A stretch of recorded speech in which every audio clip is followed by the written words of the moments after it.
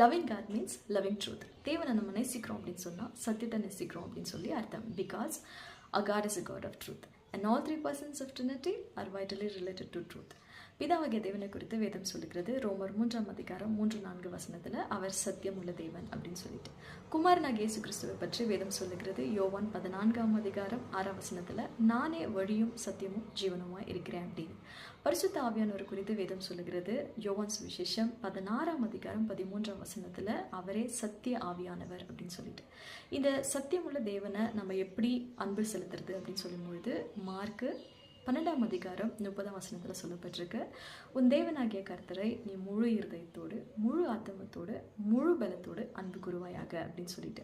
நம்ம கையில் கொடுக்கப்பட்டிருக்கிறதான இந்த சத்திய வேதத்தை நம்ம எவ்வளோ நேசிக்கிறோமோ அதே அளவு நம்ம தேவனை நேசிக்கிறோம் அப்படின்னு சொல்லி அர்த்தம். ஸோ எந்த அளவுக்கு நம்ம சத்திய வேதத்தை நேசிக்கிறோம்?